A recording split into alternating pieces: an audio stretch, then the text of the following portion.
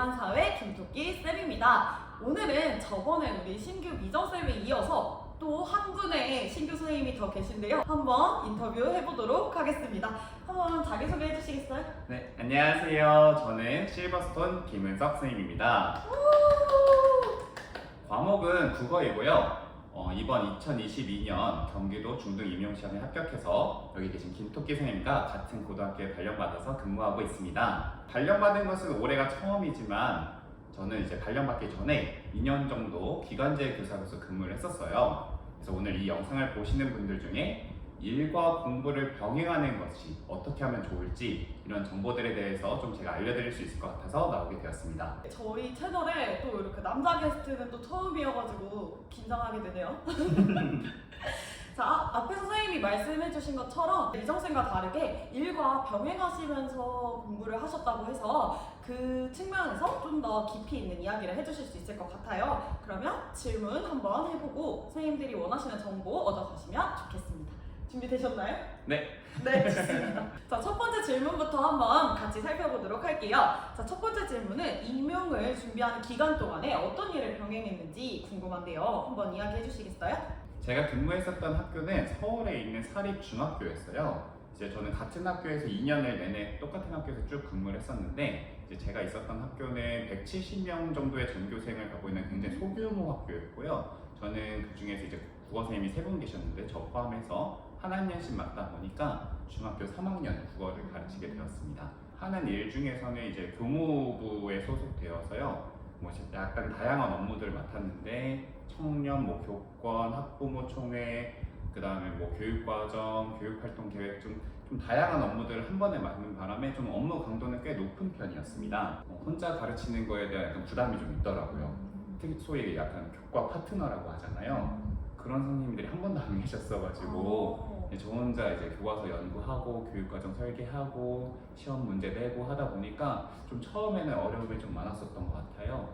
그런데 이제 하다 보니까 이게 혼자 하는 게 또 나름 장점이 있더라고요. 약간 교육과정을 자기 마음대로 재구성할 수 있고 그날 아침에 번뜩 떠오르는 아이디어들을 그날 가서 수업을 할 수가 있고 그런 점들도 좋아서 네, 재미나게 또 일을 하면서 공부를 할 수 있었던 것 같습니다. 아, 네. 저는 공립에서 기간제 아주 짧게밖에 안 해봤었는데 선생님께서는 2년 동안 사립에서 기간제로 오랜 기간 동안 일을 하면서 공부를 병행하시고 합격했기 때문에 또 오늘 궁금한 게 많을 것 같아요. 네. 또 정리를 해보면 아까 학교가 작은 편이었고 2년 동안 교무부 기획으로서 되게 업무 강도는 높은 편이었다.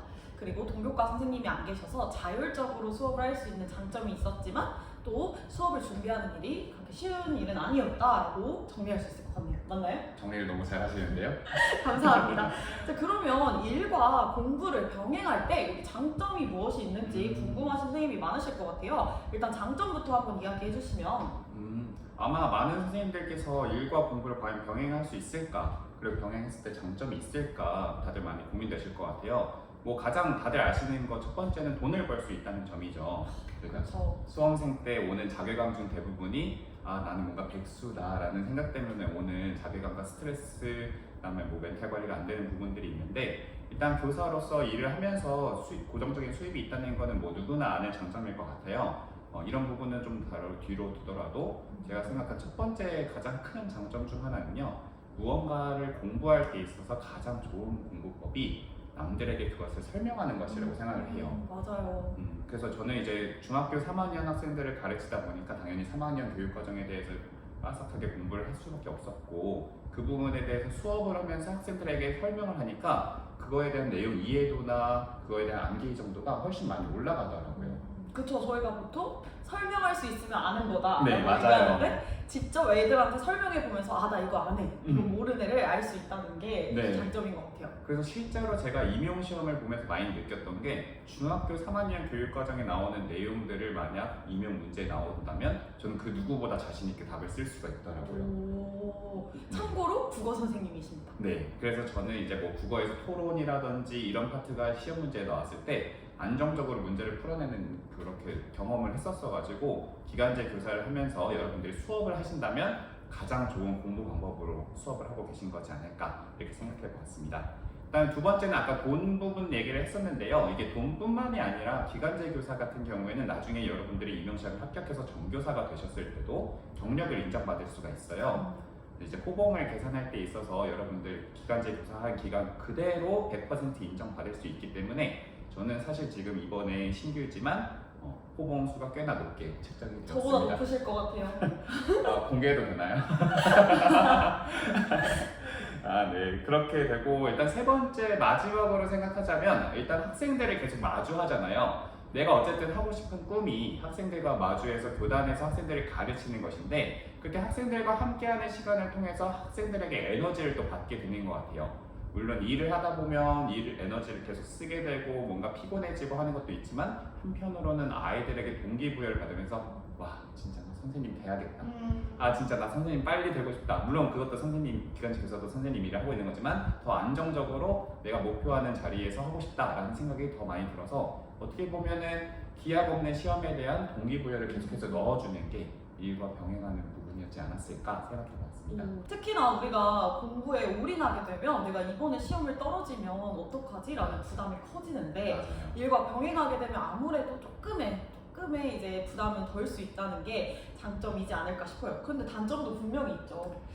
네. 단점이 없다고 하면은 이제 말이 안 되고요. 일단 가장 첫 번째로는 시간과 체력의 안배가 어렵다는 점. 맞아요. 진짜. 네. 특히 처음 일을 시작하신 분이라면 거의 4시에 와서 바로 뻗어서 자게 됩니다. 그쵸. 보통 뭐 4시든 5시든 학교마다 좀 차이가 있겠지만 퇴근하는 시간까지 일단 8시간 정도를 근무를 하게 되는데 그 8시간을 공부를 하지 못한다는 약간 압박감과 부담감은 늘 항상 존재했던 것 같고요. 또 학교 업무라는 게 8시간 업무 일과 안에 딱 끝나면 얼마나 좋겠냐마는 그쵸. 학교 일은 네. 집에 가져가면 그대로 맞아요. 늘어나죠. 수업 준비라는 것은 끝이 없어요. 와, 그냥 공부에 하면 망도가 더- 없듯이. 맞아요. 공부에 끝이 없듯이 수업 준비도 끝이 없기 때문에 그 균형을 잘 찾아가는 데 있어서 때로는 더욱 어떻게 보면 스트레스를 받을 수도 있다.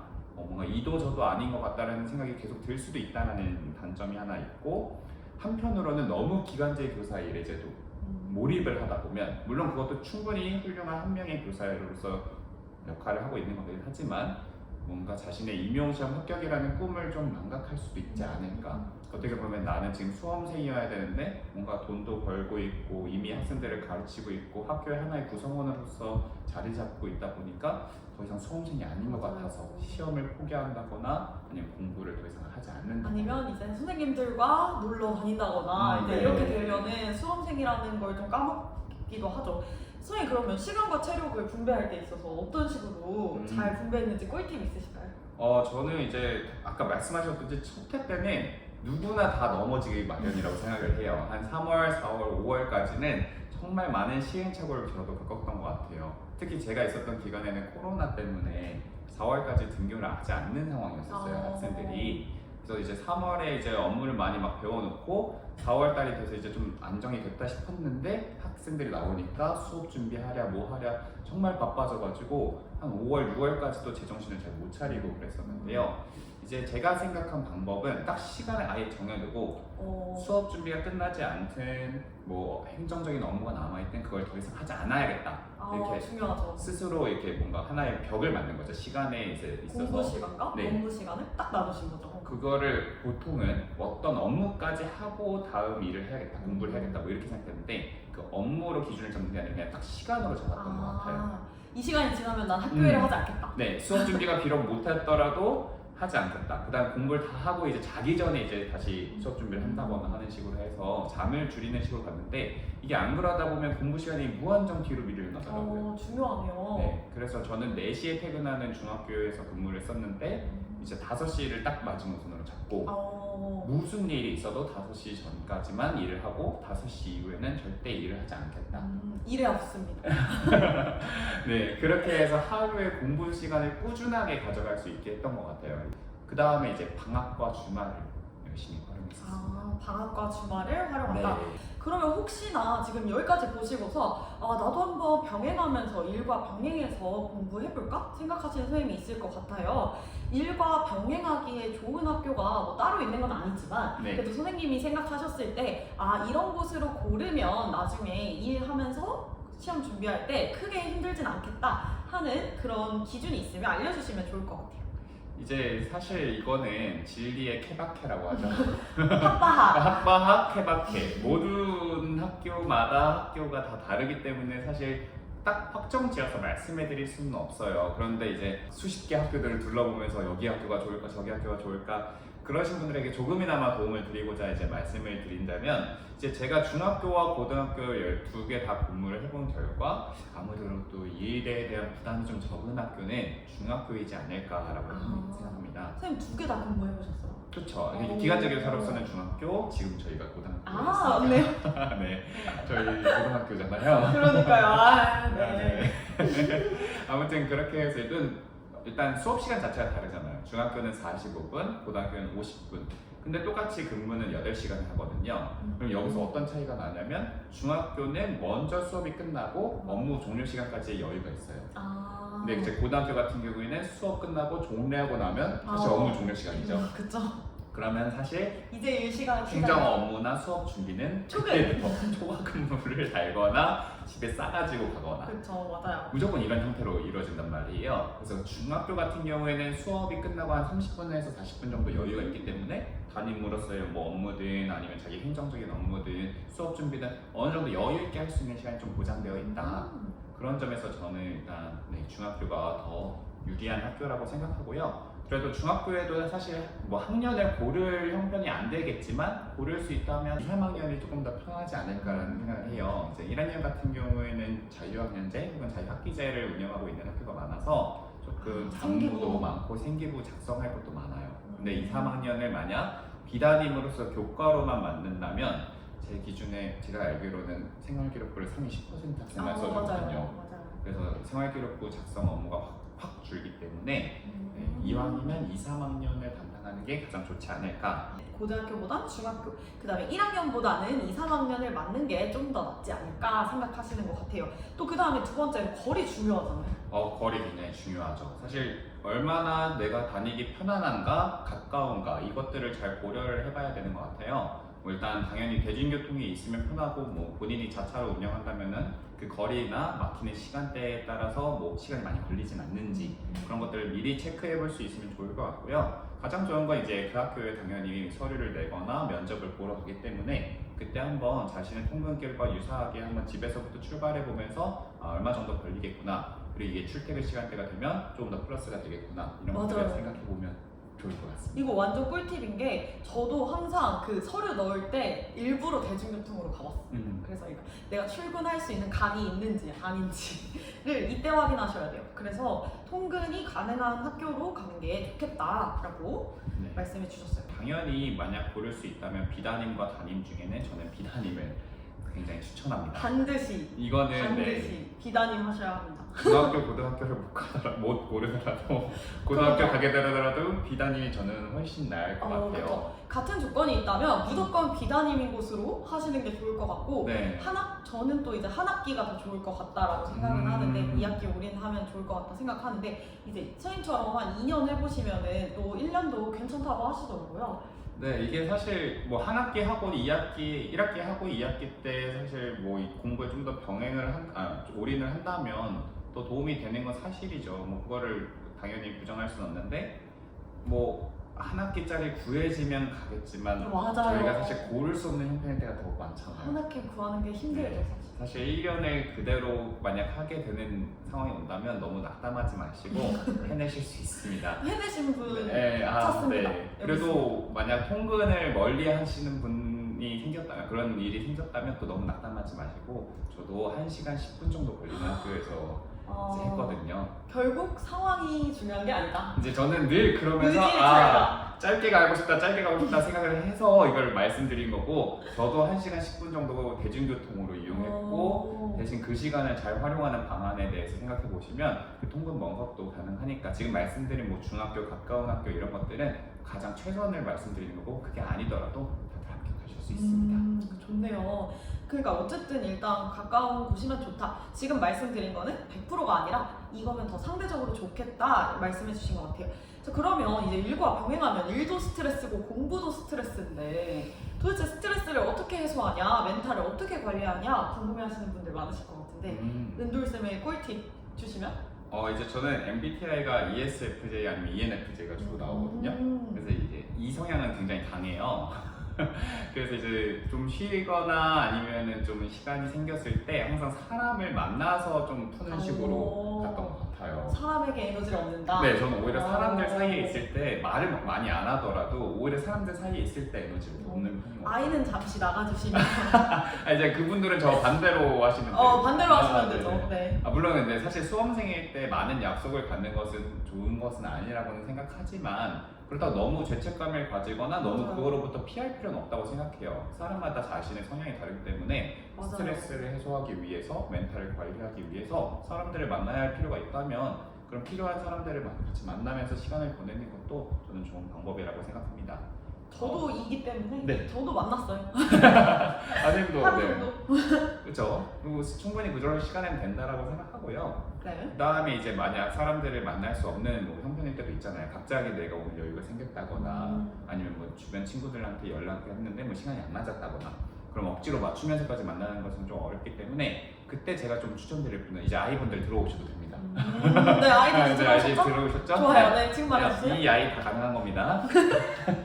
네, 이제 그분들은 영화 같은 공연을 저는 보는 걸 추천드려요. 이게 집에서 OTT로 보는 거 말고 영화관에 셰익스피어 봐야 되는 거 아닌가요? 아니에요. 이명과 관련된 걸로. 꼭 그럴 필요 없어요. 아니에요? 제가 말하고 싶은 거는 뭐 그런 거 보면 좋겠죠. 근데 그게 쉼이잖아요. 멘탈 더 나가는 거 아닌가요? 저 스트레스 받아요. 네네. 맞아요. 물론 그 좋아하시는 분들은 네, 있겠지만 저는 아니었어가지고 저는 상업 영화, 블록버스터, 블록버스터. 킬링타임용 하는 그런 거를 좋아하는데 왜 제가 영화나 공연 같은 걸 직접 가서 보는 거를 추천드리냐면요. 첫 번째로 당연히 기분 전환을 할 수 있어요. 이 수험생이라는 항상 이 공부 공간에서 벗어나서 뭔가 문화생활을 직접 찾아가서 한다는 거는 환기를 할 수 있기 때문에 기분을 굉장히 좋게 만들 수가 있고요. 두 번째로는 끝나는 시간이 딱 정해져 있다는 겁니다. 네, 이게 스트레스를 해소하는 정말 여러 가지 방법들이 있겠지만 뭐 게임도 있고 사람을 만나는 것도 있고 뭐 운동을 하는 것도 있고 산책을 하는 것도 있겠지만 사실 대부분의 것들은 자기가 그것을 마치는 시간을 정해야 되잖아요. 나 1시간만 게임해야지 아니면 나 뭐 3판만 해야지 이렇게 내가 기준을 정해야 되는데 사실 그런 걸 지키기도 어렵고 그것을 많이 넘어서서 했을 때 오는 자괴감과 막 여러 가지 부정적인 안 좋은 감정들이 계속 생길 수가 있거든요. 근데 영화나 만약 공연 같은 걸 보면요 제가 원하더라도 더 이어갈 수가 없는 형편이에요. 제이셨죠? 네네. JJ. 네, 끝나는 시간이 딱 정해져 있단 말이에요. 근데 진짜 이렇게 생각해 본 적 없는데 진짜 그러네요. 네. 딱 2시간. 딱 그 시간만 즐기고 나오면 나는 이제 공부한다. 네. 좋네요. 상대적으로 무언가 쉬는 행위를 딱 마치는 것이 굉장히 편리하다. 그런 점에서 저는 공연이나 영화 같은 것들을 좀 강력히 추천드립니다. 좋네요. 앞에 있었던 스트레스 해소법과 달리 약간 멘탈 관리 측면에서 그렇죠. 제가 좀 생각을 해봤는데요. 초수생들은 사실 멘탈 관리를 할 때 무조건 된다. 네, 그냥 근거 없는 자신감, 근자감으로 똘똘 뭉쳐야 된다고 생각해요. 미정쌤 편 한번 보고 오시면 맞아요. 거기서 볼 수 있습니다. 근데 미정쌤은 진짜 원래도 평상시에도 근자감이 넘치시는 분이긴 한데 근거 있는 자신감이잖아요, 미정쌤. 네. 뭐 빈약한 근거도 터지나요? 다 읽을 거예요. 동기라서 제가 약간 말 너무 편하게 네. 하네요. 미정쌤 정말 근거 있으시죠? 그쵸. 근데 아무튼 뭐 그렇게 뭐 내가 공부 시간이 부족했다고 하고 내가 공부 양이 부족했다고 해서 떨어지는 게 절대 아니거든요. 이 시간은. 맞아요. 양과 시간이 어느 정도 중요한 건 맞지만 그게 꼭 절대적인 건 아니기 때문에 초수생 뭐 내가 뭐 2학기 때 시작했다 걱정하실 필요 없습니다. 그쵸. 오랫동안 공부를 쉬었다 해도 걱정하실 필요 없어요. 일단 나는 붙을 수 있다. 난 붙을 거야 라는 자신감으로 초수생들은 꼭 나가시길 바랍니다. 특히 초수생분들 중에 1차 시험 끝나고 나 떨어졌다 하고 공부 안 하시고 안 돼요. 2차 대비 안 하시는 분들이 무조건 계세요. 2차는 무조건 준비해야 됩니다. 내가 떨어지더라도 네. 다시 시험을 볼 생각이 있다면 맞아요. 2차는 1차 시험 후에 2차 시험 준비는 정말 중요한 것 같아요. 맞아요. 그때 아니면 사실 또 못 하거든요. 진짜 그렇게 마음 딱 결과 나오기 전에 해야 돼. 네, 2차 스터디가 딱 조직되는 시점에 2차 준비를 할 수 있지 혼자서 2차 준비 막 1차 전에 막 할 수 있는 게 절대 아니잖아요. 그래서 1차 시험 보면 물론 하루 이틀은 좀 쉬는 것도 중요하지만 무조건 2차 시험을 준비해라. 다 하기 싫으시면요 제 채널 들어오셔서 이제 영상 보면서라도 맞아요. 방구석에서라도 하시는 맞아요. 이게 됩니다. 되게 중요한 영상들, 좋은 영상들 굉장히 많더라고요. 저도 봤는데 제가 그걸 많이 봤으면 삼수를 안 했을 수도 있어요. 오, 감사합니다. 물론 제가 1차 합격을 못해서 아, 네, 근데 이제 삼수까지 재수 했지만. 이상일 때는 솔직히 막연하게 자신감 갖기가 쉽지 않아요. 특히 저같이 이제 시험 한 4번 보고 그러면은 아, 나는 길이 아닌가 생각하게 되는데 이때는 어떻게 생각하는 게 좋을까요? 이때는 사실 좀 더 신중해질 수밖에 없고 고민이 더 많아지는 시점이라고 생각해요. 저도 그래서 이제 일과 병행을 고민했고 그것들을 선택했는데요. 만약 일과 병행을 선택하신 분들이라면 너무 시간에 조급해하지 않으셨으면 맞아요. 좋겠습니다. 일단은 정말 절대적으로 많이 힘들고 절대적으로 시간이 많이 부족해요. 근데 이제 그 시간, 남는 시간이 정말 적지만 그것들을 잘 효율적으로만 활용할 수 있다라면 재수, 삼수할 때 일 병행에도 충분히 합격할 수 있거든요. 그래서 저는 그 남은 시간들을 잘 활용하는 게 중요하지 지나간 시간들에 대해서 너무 후회하거나 조급해하지 말라는 말씀을 꼭 드리고 싶고요. 경제학에서 보면 그거 매몰 비용이거든요. 그렇죠. 그건 이미 지출해서 네. 회수가 불가능한. 그건 매몰 비용이니까 그것들에 대해서 너무 부담을 갖지 않으셨으면 좋겠고요. 또 사실 재수, 삼수 막 그때부터 되면은 공부 방법이 내가 잘못된 걸까 혹시? 그런 고민을 하시는 분들이 많아요. 그래서 이미 열심히 잘 해오고 있던 것들 막 갑자기 다 바꾼다거나 바꿔버리고. 네, 학원 선생님을 갑자기 바꿔버리거나 아니면 뭐 강사를 바꾼다거나 새로운 책을 막 새로 본다거나 그러시는 분들도 많은데 저는 사실 임용 공부법에는 10명의 합격생이 있으면 10가지 길이 있다고 생각을 해요. 즉 맞아요. 왕도가 없는 것 같아요. 맞아요. 합격 수기도 내가 그렇게 해서 붙었기 때문에 합격 비기인 거지 남이 그렇게 해서 붙을 거는 솔직히 모르는 일이거든요. 맞아요. 사람마다 진짜 다르기 때문에 그거를 좀 잘 아셔야 될 것 같아요. 자기만의 길이 있다. 맞아요. 그냥 지금 하고 있는 내 거가 맞다. 나 이렇게만 시험 전날까지 쭉 하면 나는 붙을 수 있다라는 좀 자기 확신을 많이 가질 필요가 있지 않나. 어떻게 보면은 좀 초수 때랑 비슷하네요. 근거 없는 자신감, 이번엔 근거 있는 자신. 그렇죠. 근거 있어요. 여러분들 공부 잘 해오고 있었고 지금까지 잘 하셨으니까 그 근거들을 잘 가지고 자신감을 가지시는 게 좋을 것 같습니다. 약간 은돌쌤 목소리가 좋아가지고 지금 차분해지는 게 마치 이것만 들어도 약간 멘탈이 관리되는 느낌. 아 진짜요? 그러니까 아니에요? ASMR 채널을 하나 열렸어요. 미러 채널 이런 거. 아 네, 힐링 당신의 채널. 마음을 막 아프니까 이렇게. 청춘이다 막 이런 거. 진짜 3절까지 우리 아. 해볼까요? 뇌절까지 준비했는데. 다양한 방법으로 또 안 되면 더 나아가서 선생님들이 믿고 의지하는 것들을 찾으시면서 끝까지 버텨내시면 존버는 성공이다. 성공을 승리합니다. 네. 네, 그렇게 가시면 좋을 것 같습니다. 자, 그 다음에 우리 이제 공부 방법에 대해서 한번 얘기해 보려고 하는데 공부할 때 역시나 스터디 이유를 안 물어볼 수가 없어요. 선생님 혹시 스터디 하셨나요? 저는 이제 스터디를 굉장히 많이 한. 다 많이 하신 것 같아요. 제가 봤을 때 스터디 없이 그냥 하신 분들 거의 못 본 것 같아요. 그런 분들은 이 채널에 안 나오죠? 그런 건가? 그런 그런 분들은 분들도 이제 있겠죠, 뭐. 네, 그런 건가? 네, 어쨌든 공부할 때 스터디를 많이 하셨다고 했는데 어떻게 스터디 뭐 하셨는지 한번 간략하게 얘기해 주시면 감사드리겠습니다. 일단 스터디는 사실 자기가 더 이익이 될 때만 하는 거잖아요. 그래서 일단 자기 성향을 잘 파악해봐야 될 것 같아요. 저는 이제 교육학에서도 나오는데 장의존형, 장독립형 뭐 이런 거 나오잖아요. 저는 약간 장의존형 완전 스타일이거든요. 장의존형. 네. 저도요. 주변의 칭찬에 의해서 열심히 하고 막 동기부여가 되고 막 주변 사람들 보면서 하는 사람인데 이제 저는 그러다 보니까 스터디를 하면서 오히려 제 공부 효율이 높아진다라고 생각을 해서 한 거고요. 이제 일 병행 전에 즉 공부에 올인할 때는 막 탐구하고 토론하고 이런 스터디들을 되게 좋아했었어요. 좀 학구적인 생긴 것처럼 학구적인 편이어서 굉장히 학구적으로 생겼어요. 맞아요? 아닌가요? 맞아요. 네, 오늘 약간 꾸러기처럼 입고 왔지만 학구적인 스타일이라서 굉장히 한 질문에 대해서 막 1시간씩 토론하고 막 그거에 대해서 연구하고 관련된 논문 찾아보고 그런 스터디를 했는데 사실 이거는 저는 정말 추천드리고 싶진 않아요. 제 시행착오였던 것 같아요. 학문적으로는 좋지만 사실 시간이 많이 들고. 네, 그렇게 해서 언젠간 도움이 되고 수업 때 오히려 그런 것들이 빛에 발할 때는 있지만 임용 시험 자체에 대한 그런 스터디들은 별로 좋지 않은 것 같고요. 제가 추천드리고 싶은 스터디는 딱딱 정리하고 어떻게 보면 공부를 계획적으로 지속적으로 갈 수 있게끔 만들어주는 약간 체크형 스터디들이 저는 좋은 것 같더라고요.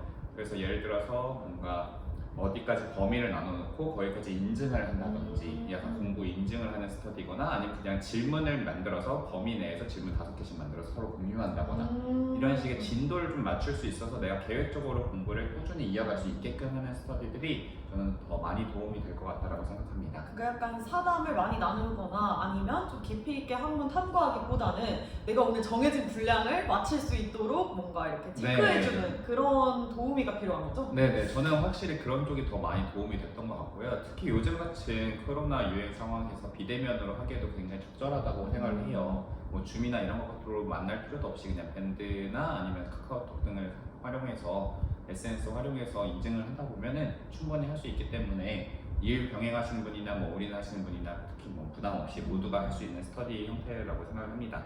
그 다음에 뭐 스터디 구성원에 대해서도 저는 좀 중요하다고 생각을 해요. 완전 중요하죠. 네, 저는 가장 좋은 스터디 구성원이 적당히 친한 사이. 맞아요. 아주 친하지도 않고 겹고. 아주 어색하지도 않고 겹고. 적당히 친한 사이가 제일 좋은 것 같아요. 맞아요. 네, 저한테는 이게 대학교 이제 후배들 어떻게 보면 제가 복학을 하면서 만난 후배들이 또 엄청 친하진 않은데 어색하진 않은 적절한 유연성을 가지면서 적절한 책임감을 가질 수 있는 그런 사람들과 스터디를 하는 게 가장 좋지 않을까 맞아요. 그런 그 생각이 후배들이랑 같이 하시려면 진짜 대단하시네요. 그쵸 이제 소위 친구 비용이라고 하나요? 얘들아 나 좀 껴줄래? 내가 이거 뭐 카페 낼게 는 장난이고요. 다들 저랑 하고 싶어서 난리였죠. 그럼요. 장난입니다.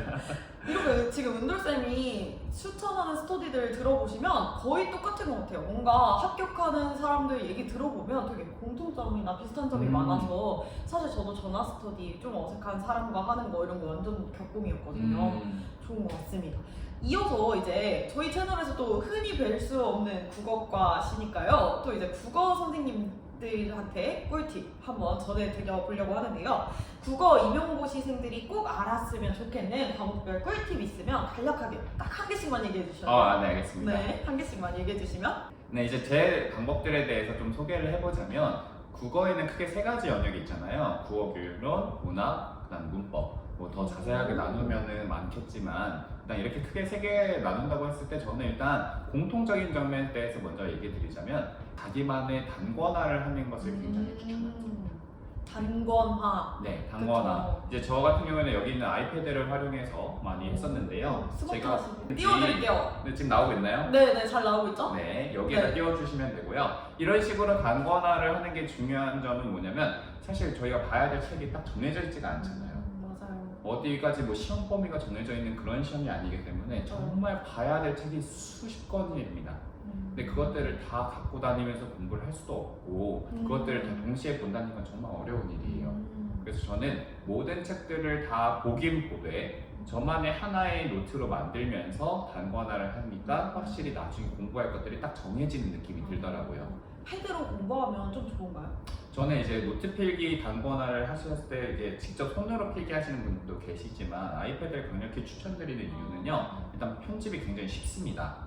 만약 노트 필기를 하다가 여기에 새로운 개론서를 봤는데 그 개론서에만 있는 내용이 있어서 추가를 하고 싶어요. 그러면은 막 포스트잇을 붙이고 아니면 새로운 종이를 끼워 넣고 다시 파일 막 열어서 다시 넣고 그 과정이 굉장히 범잡스럽고 저 같은 경우에는 좀 이상한 완벽주의가 있어서 뭔지 알아요. 막 화이트 막 칠해져 그러면 다시 하고 싶죠? 저는 안 하고 싶어요.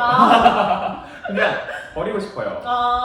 그래서 막 타이핑도 해봤다가 하는데 또 타이핑하는 거는 어떻게 보면은 키보드를 사용할 수 있는 환경을 또 구축해야 되고 그게 또 사실 형편에 따라 이렇게 여의치 않을 때가 있잖아요. 그거 패드로 직접 쓰신 거예요? 네, 그래서 저는 손으로 쓰되 그거 좀 노트 필기보다는 편집이 굉장히 용이한.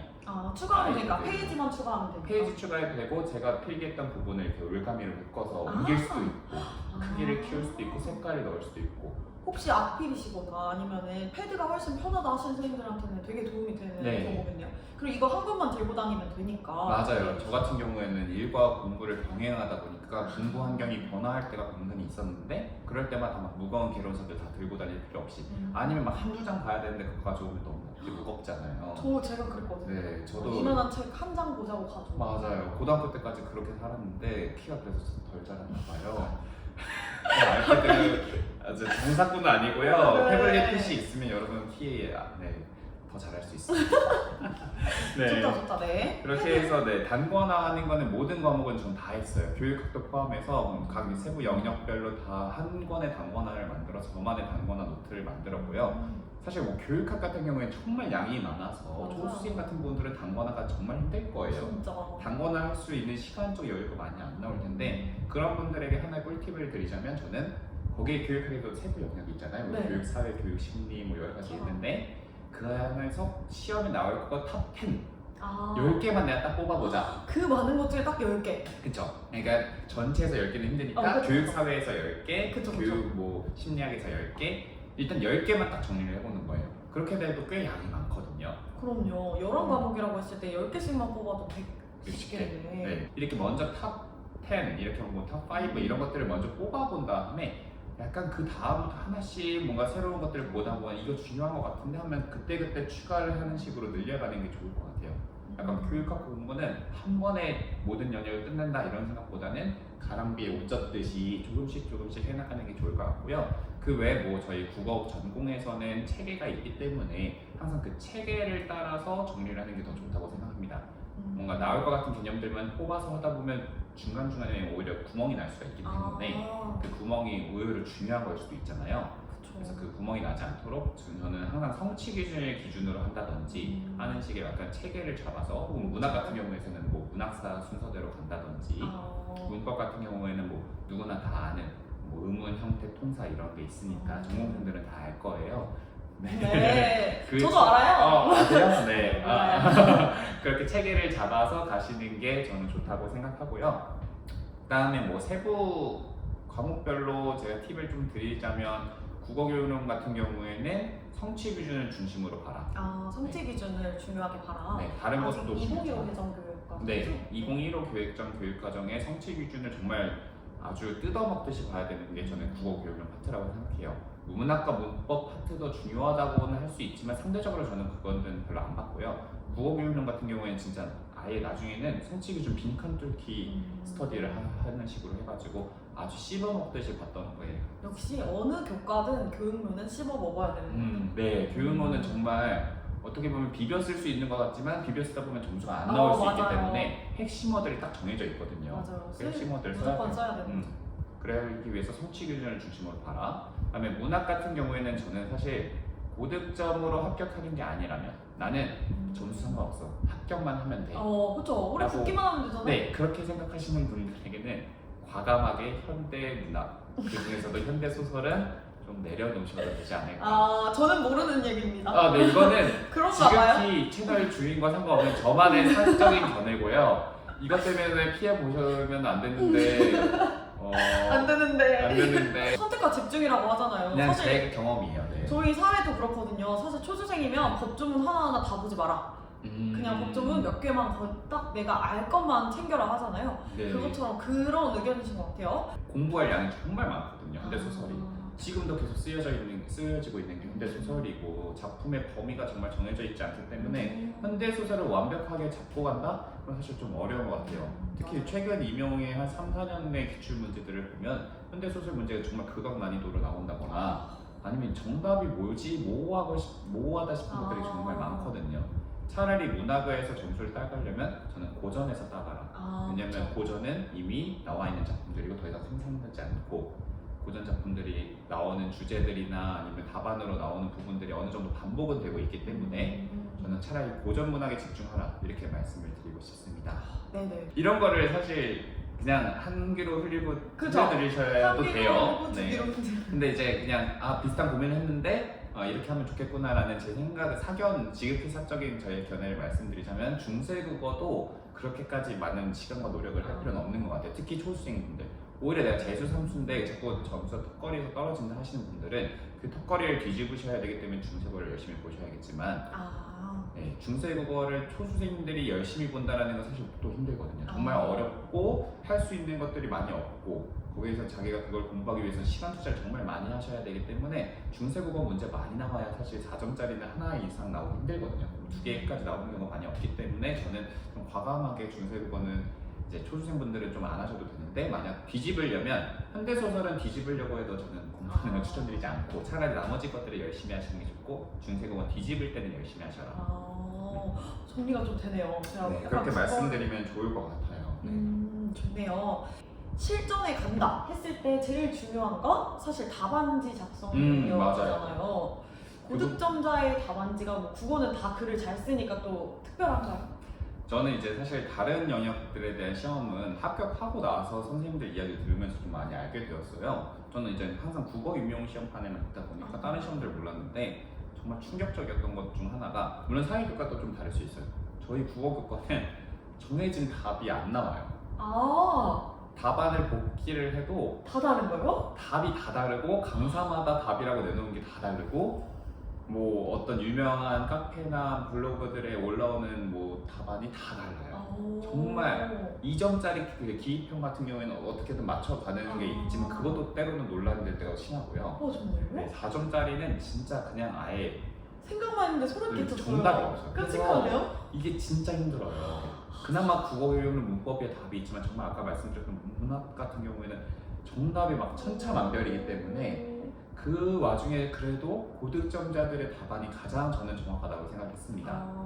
처음에 저는 그런 것들을 모르고 그냥 강사용 답안, 강사들이 쓰는 답안 혹은 뭐 출판사에서 이렇게 답안이라고 나와 있는 것들을 막 구매해서 그것들을 정리해서 봤는데요. 사실 거기에는 어떻게 보면은 많은 사람들이 공격을 할 수 있기 때문에 굉장히 방어적으로 말도 안 되는 양의 지식을 다 때려 넣는 경우가 많아요. 뭔지 알아요. 이건 진짜 뭐 어디 하나라도 걸리겠지. 한 4-5줄 만. 그러니까요. 말도 안 되는 양의 답안을 써놓는 경우가 많은데 사실 실전에서 시험 문제 답안을 쓸 때 모든 답안을 절대 그렇게 쓸 수는 없거든요. 그래서 그거에 맞춰서 공부를 하신다면 실전에서는 시간이 100% 모자르게 돼요. 저는 그 생각 많이 했었거든요. 네. 그래서 저는 차라리 여러분들이 물론 공부하실 때는 그런 답안을 보면서 이런저런 지식들을 얻어가는 것도 중요하지만 조금은 이제 9월, 10월쯤 돼서 마무리 단계에 가셔서 뭔가 실전용 연습을 하시는 분들이 있다면 차라리 그거 말고 고득점자들의 퓨어한 그 1차 합격 진짜 써서 직후에 낸 거. 냈던 그 복기본. 네, 틀린 것도 많지만 그 사람들이 썼던 답안들을 저는 많이 연구했어요. 왜냐면 그 사람들은 진짜 시험 시간 안에 쓸 수 있는 양만큼의 답만 썼고 그 안에서 중요한 핵심 어들이 뭐가 답이 됐을까? 뭐가 답이 됐길래 나는 이렇게 점수 차이가 났을까를 저는 많이 연구했었거든요. 그래서 여러분들에게 좀 추천드리고 싶은 거는 완성된 강사들의 답안이나 아니면 뭐 출판사의 답보다는 고득점자들의 복귀한 답안들을 많이 보시면 좋을 것 같다고 생각이 들고 제 답안 복귀 2022년 네네. 고득점은 아니지만 플러스 5점 합격 컷 플러스 5점 답안지 약속하셨어요? 네, 그거는 네, 제가 얼마든지 또 이 채널을 보시는 분들에게 드릴 수 있을 것 같아서 저도 답안 복기본 그때 영상 올려놓은 거 있는데 또 카드뉴스 띄워놓을게요. 보시면은 이제 답안을 작성하는 방법을 아는 게 이 시험 합격에 또 큰 영향을 미치는 것 같아요. 맞아요. 아무래도 내가 키워드를 시간 안에 그 분량으로 낼 수 있느냐가 굉장히 중요한데 되게 중요한 말씀 해주신 것 같네요. 네. 좋습니다. 자, 다음으로 이제 조금 가볍게 가볼게요. 자, 합격 당시 발표했을 때 기분. 이거는 또 들어봐야죠. 네, 또 한 6개월 됐다고 좀 가물가물. 벌써 6개월밖에 안 됐어요? 애기네요? 네. 저는 사실 2차 합격 발표 때보다 1차 합격 발표 때가 더 기억에 많이 남는 것 같아요. 그쵸. 1차는 네. 하도 저희는 맞아요. 경선이. 저는 그동안 계속 1차에서 1점 차로 계속 떨어졌던 턱걸이 수험생이었기 때문에 이제 1차 시험만 제발 합격하고 싶다. 2차 문턱이라도 좀 밟아보고 싶다.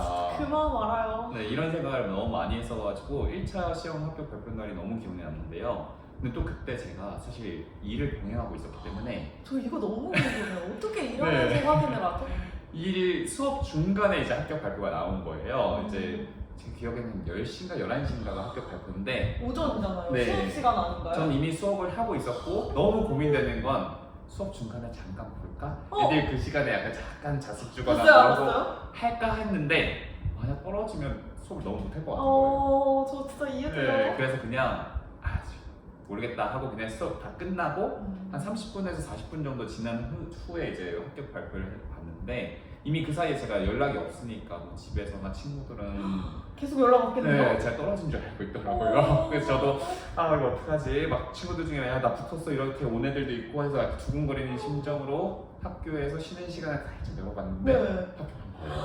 그리고 생각보다 너무 고득적으로 제가 생각한 것보다. 합격해야 만족이지. 그치, 해서 만족. 떨어지면 수업을 어떻게 하냐고요. 그쵸. 첫 해 때는 그렇게 했어요. 그렇구나. 일 동행할 때 첫 해 때는 떨어졌지만 오. 둘째 때 너무 합격한 게 너무 기뻤고 그 울었어요? 사실 안 울었어요? 아니 근데 이제 학교였기 때문에 이제 마음에서는 엉엉 울고 있었지.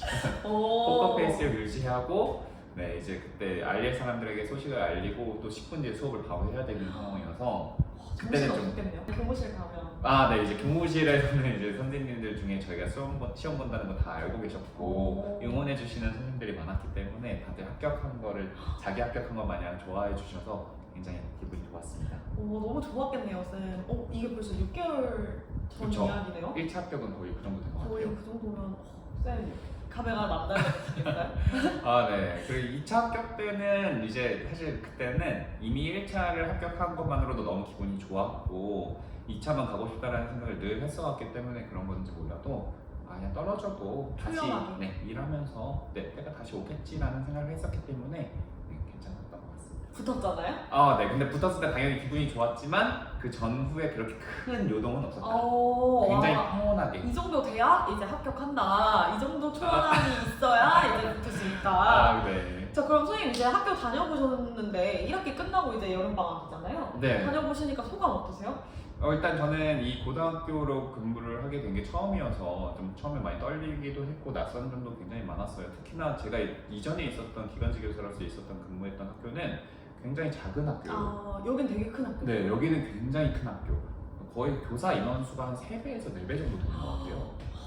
네, 그러다 보니까 학급도 많고 그런 선생님들도 많다 보니까 업무가 굉장히 체계화돼 있는 쪼개져 것 있죠. 같아요. 네. 사실 담임 맡으면 거의 할 업무는 많이 없는 것 같아요. 네, 거의 저는 정말 좋은 것 같은 게 업무가 체계화되어 있고 분산화되어 있다 보니까 한 사람 한 사람에게 돌아가는 업무의 양은 좀 적은 것 같다? 행정적인 업무 측면에서 볼 때. 네, 그런 점에서는 굉장히 편안함을 느끼고 있고요. 대신 담임 업무가 이제 처음이다 보니까 저는 그동안 비담임을 쭉 해왔었기 때문에 담임 업무에서 이제 처음에 낯설기도 하고 어려움도 많고 시행착오도 많았는데 한 학기 정도 지나고 나니까 조금 학생들끼리 이제 좀 어떻게 보면 자기들만의 체계를 잘 잡게 된 것 같아요. 그래서 제가 애들이 진짜 좋아하거든요, 은돌쌤. 지금 선생님은 1학년 맡고 계신데 어떻게 아시죠? 저 약간 들리는 소문이 아. 그렇던데 풍문으로 들었어. 네, 좋아해 주는지는 모르겠지만 제가 아이들을 좋아합니다. 근데 아이들 제가 좋아하고 있기 때문에 뭐 그렇게 보일 수는 있을 것 같아요. 제가 좋아하고 있고 담임 업무하면서 정말 많은 어려움이 있었는데 그래도 정말 좋았던 점은 학교 안에 저를 도와주시는 멘토 선생님들이 정말 많다는 거예요. 뭐 멘토 선생님이라고 지정해주는 사람은 아무도 없지만 그쵸. 제가 조금 기분이 안 좋아 보인다거나 고민이 있어 보이면 이렇게 점심시간이나 쉬는 시간에 찾아오셔가지고 이렇게 이런저런 얘기를 해주신다거나 아니면 산책하자고 하면서 이런저런 자신들의 경험을 들려주신다거나 하는 그런 일들을 경험하면서 정말 선생님들 감사합니다. 아무래도 이제 신규 선생님이다 보니까 초임 발령 받게 되면은 거기서 좀 더 많이 챙김을 받는 것 같기는 해요. 네. 저도 아직 신규라는 이미지가 있어서 그런지 선생님들이 되게 잘 챙겨주시는데 그래서 첫 학교를 약간 오래 있는 게 좋다라고 얘기하는 맞아요. 것 같아요. 저도 이 학교에서 있을 수 있을 만큼은 최대한 있을 생각이고 있으면서 정말 훌륭하신 선생님들이 많은 것 같아요. 이전 학교에서는 경험 못했던 이제 교과 파트너도 없었다고 했었잖아요. 맞아요. 여기에 정말 훌륭하신 분들과 교과 파트너로서 함께하면서 여러 가지 것들을 배울 수가 있어서 있는 동안 스펀지처럼 쫙 빨아들이고 가고 싶습니다. 저도 아직 많이 배울 게 있어서 많이 배우고 싶습니다. 선생님 수업도 한번 나중에 네, 서로 들어볼게요. 이제 수업 공개도 좀 하고 좋아요. 같이 보면 좋을 것 같아요. 그러면 이제 거의 막바지에 다다랐는데 예비 선생님들한테 이제 이 채널을 지금까지 이 시간까지 보셔준 선생님들께 이제 전하는 선생님의 영상 편지 마지막 말씀 같은 거 있으면 한번 해주시면 좋을 것 같아요. 일단은 제 이야기를 이렇게까지 길게 들어주신 지금 시청하고 계신 선생님들께 모두 감사드리고요. 네, 일단 합격의 길에 가는 여러 가지 길이 있다고 생각해요. 정말 수만 가지 길이 있는데 오늘 저는 그 중에 한 길을 소개해 주셨을 뿐이라고 생각합니다. 제 이야기들에서 걸러 들으실 거는 걸러 들으시고 필요하신 것만 잘 챙겨가시길 바라고요. 여러분들만의 합격의 길을 만드셔서 꼭 올해 좋은 결과 있으시길 바랍니다. 네, 그리고 제가 좀 해드리고 싶은 말 여러 가지가 있었는데 좀 압축해서 한마디로 드리자면 혹시 책은담이라는 책을 아시나요? 이게 중국의 한 문인이 쓴 어록집이에요. 어록집. 오늘 당장 읽어보는 걸로. 안 읽으셔도 됩니다. 제가 제일 중요한 말 하나하나는 이거 방송에서 알려드리기 들으면 다 때문에 되는 건가요? 다 되는 건 아니지만 오케이. 어느 정도 아는 척은 할 수 있다. 네, 한번 들어볼게요. 이제 최근담에라는 책에서 보면은 복구자 비필고라는 한자 성어가 있어요. 한문이군요. 네, 무슨 뜻인 것 같아요? 거리가 느껴져요. 아, 네. 저는 문과 아닌가 봐요. 복구자 비필고라는 말 여기다 이렇게 자막으로 넣어주세요. 네, 복구다. 비필고. 네, 복구다. 이게 무슨 뜻이냐면 빌고. 엎드려 있던 새는 반드시 높이 난다라는 뜻이에요. 저는 사실 수험 생활을 뭐 길게 했다면 길게 하고 짧게 했다면 짧게 했다고 할 수 있는데 아마 뭐 시청하고 계시는 선생님들 모두 다 각자만의 사정이 있을 거고 각자만의 공부 시간을 하면서 정말 어려운 시간들 많이 보내셨을 거예요. 또 올해도 시험 준비하시는 분들은 굉장히 더운 여름 나고 계실 텐데 지금 여러분들이 수험 생활하면서 힘들게 고생하면서 있었던 그 시간들이 분명히 나중에는 여러분들이 하늘로 날아가실 때 있어서 도약하는 에너지가 될 거라고 생각하고 지금의 시간들을 잘 자양분으로 삼아서 높이 나시는 선생님들이 되셨으면 좋겠습니다. 감동이네요. 저도 항상 그런 생각 하거든요. 되게 힘든 시간이 있어야지만 오히려 그것보다 배로 행복한 시간이 더 드라마틱하게 느껴지는 네. 거잖아요. 어둠이 있어야 빛이 있는 것처럼 선생님들도 지금 당장 조금 뭉치러 있었어도 꼭 반드시 날아오를 그 모습을 생각하시면서 끝까지 버텨내시면 좋을 것 같습니다. 오늘 이렇게 촬영해주셔서 진짜 너무너무 감사드리고 저희 학교에 신규쌤 딱 2분 계신데 제가 이렇게 신규쌤 2분을 다 인터뷰하는 날이 오네요. 네. 너무 뿌듯합니다, 지금 개인적으로. 제가 감사합니다. 자, 이제 그러면 저희 이 인터뷰의 마무리는요, 항상 좀 오글거리지만 신규쌤에게 김토끼랑 이 5글자로 마무리 해주셔야 되거든요. 제가 이거를 너무 고민해봤는데요. 진짜 처음에 질문 리스트를 받고 다른 건 술술술 했거든요. 그쵸? 이거 너무 근데 이게 생뚱맞죠? 5글자로 하라고 했잖아요. 이게 센스 있게 해야 되는지 감동적이게 해야 될지 그런 거 없는데. 복구자 비필고를 했는데 갑자기 생뚱맞는 말 그니까 할까봐 지금 일단 마무리가 지금 딱 훈훈하게 잘 됐는데. 그래서 제가 고민하다가 네. 국어교사로서 할 수 있는 걸 해야겠다. 좋다. 국어교사니까 나는. 선생님, 저 갑자기 걱정돼요. 왜? 저에게 신규쌤이랑 오케이, 준비하세요. 사회쌤으로서. 저 준비 안 해왔는데. 자, 저는 5글자로 하자면 자라의 마음. 전혀 모르겠어요. 무슨 뜻인지. 혹시 국어 시간에 배웠던 것 중에 자라가 나오는 작품 기억나세요? 있었던 것 같은데. 분명히 있는데 너무 옛날이네. 최근에 이날치 밴드의 봄 내려온다로 또 유명해졌던 부분이에요. 판소리 문화들 중에 수군가. 수군가가 있거든요. 대박. 거기에 보면은 토끼의 간을 용궁의 지시로 인해 가져오기 위해서 자라가 육지로 나가서 토끼를 찾아가는 장면이 있어요. 맞아요. 기억나요. 기억나시나요? 그 그림 삽바가 기억나요. 네. 그래서 저는 여기 계신 김토끼 선생님의 여러 가지 좋은 교육적 노하우나 여러 가지 경험들을 다 빼오고 싶어서 토끼의 간을 가져오고 싶은 자라의 마음으로 선생님과 항상 따라다니면서 선생님의 진짜. 것들을 뺏어오고 싶다. 쌤 완전 대박이시다. 쌤 면접 받으면 만점 받았죠. 네. 저는 참고로 2차 점수가 굉장히 좋았습니다. 저는 2차 점수가 나왔거든요. 간만 가져가면 토끼는 죽는 거 아닌가요, 쌤? 근데 그 결과적으로 봤을 때 토끼가 살더라고요. 저 김토끼인데 완전 센스 있으시네요. 네. 김토끼 선생님께 딱 맞춰서 자라의 마음. 앞으로 김자라라고 부르셔도 됩니다. 이렇게 센스가 있으시니까 아이들이 안 좋아할 수 있겠네요. 아닙니다. 저 진짜 수업 반드시 보러 갑니다. 선생님 시간 끄지 마시고 5글자로 저에 대해서 말씀해 주시죠. 들켰다. 머릿속에서는 계속 굴리시더라고. 어떻게 하지? 좋았어. 오케이. 네, 저는 일단 사회과적으로 하는 건 포기하겠습니다. 저는 신규쌤들 그때 미정쌤한테도 너무 기다림이라고 했는데 저는 은돌쌤에 관해서 5글자로는 이렇게 하겠습니다. 더 알고 싶다. 이렇게 알고 싶다. 저는 사실 이번에 새로 들어온 신규쌤이 되게 경력이 있으신 분이다라고 들었었거든요. 그래서 제가 봤을 때는 제가 쌤한테 훨씬 더 배울 만한 부분이 많을 것 같다고 아닙니다. 생각을 하기도 하고 실제로 진짜 은돌쌤 수업 많이 궁금하기도 했고 또 대화해보면서 이렇게 편안한 동물 목소리에 이렇게 아이들에게 가르치는 모습이 너무 궁금하기도 하고 또 저도 배우고 싶어서 더 알고 싶다라고 한번 정해보도록 하겠습니다. 와. 2학기에는 서로 멘토 멘티가 돼서 조금 더 발전하고 성장하는 시간이 될 수 있으면 좋겠습니다. 이렇게 긴 시간 동안 영상 시청해주셔서 정말 감사하고요. 또 이제 다음번에는 필요하신 정보 있으면 다시 찾아오는 걸로 하도록 하겠습니다. 우리 인사는 교단에서 만나요로 할까요? 네, 알겠습니다. 네, 좋습니다. 선생님들 그럼 지금까지 정마철에 열심히 공부하신다고 고생 많으셨고요. 우리 다음에 교단에서 만나요.